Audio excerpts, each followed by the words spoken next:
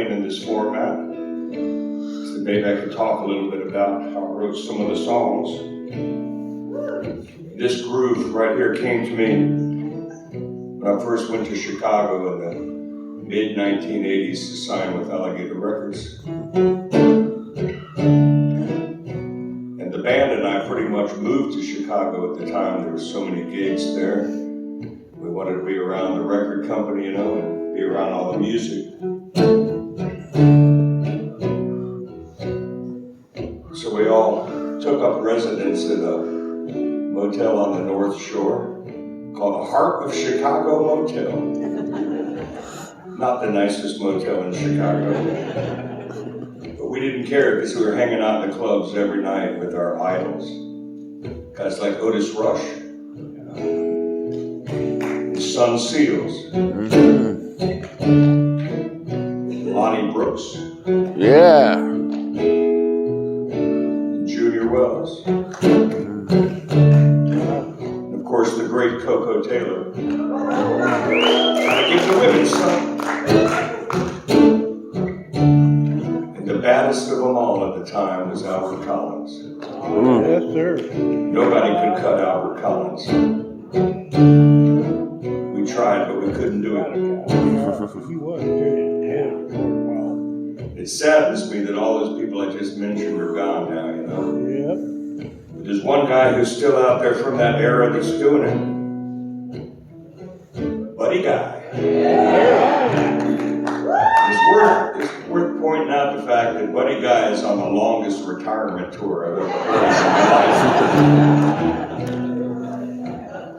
And since I based my whole career on ripping him off, I'm just going to go ahead and announce my retirement tonight. See if I can stretch it out 20 more years. But when I would go see Buddy Guy play at the Checkerboard Lounge, he would play this groove right here. It seemed like every other song had this groove. It really stuck in my mind, you know. But at the same time, I was listening to the rock and roll that I grew up with. I mentioned the Almonds earlier. But other bands like ZZ Top. I love me some Top. They had a song that went, "Now I may not want to admit it, I'm just a fool for her stockings, I believe." So I took the two grooves and I put them together and came up with a song. That's one way of looking at it. This one right here. Seems like nowadays ain't nothing made to last. One day you got it all, then it disappears so damn fast. And I love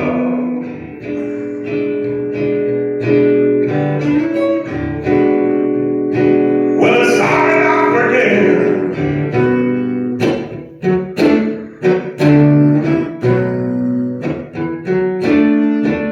Well, I know you wanna quit me, baby,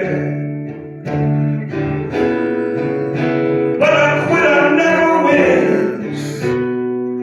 See what I did there? Don't tell on me. You walk out of love. I'll stay through thick and thin. And after all that we've been through, baby, now you're telling me this is the end, and I love.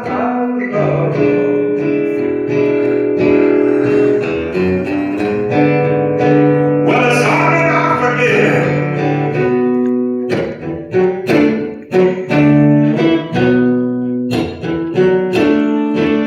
Well, I know you wanna quit me, baby,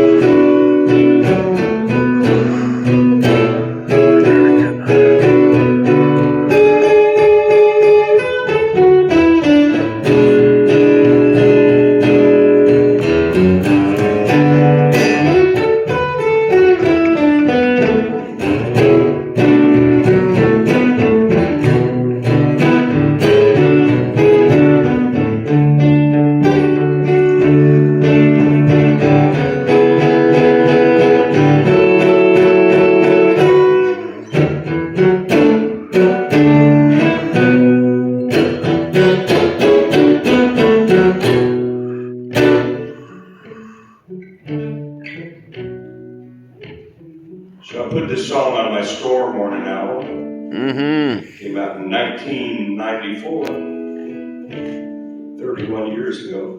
Ouch. A couple years after that, I believe it was 1996, I was playing at a nightclub, big nightclub up in Minneapolis. Getting ready to go on stage, and a knock came on the dressing room door. And I opened that dressing room door, and there was a 13-year-old boy standing out there, and he wanted to come up in that dressing room. And he asked me to teach him quitter never wins. So he didn't seem so dangerous, so I let him in. But he turned out to be highly dangerous because his name was Johnny Lang. And he recorded this song and put it on his first album. And he sold 2 million copies of my song. That got my attention. I'm a big fan.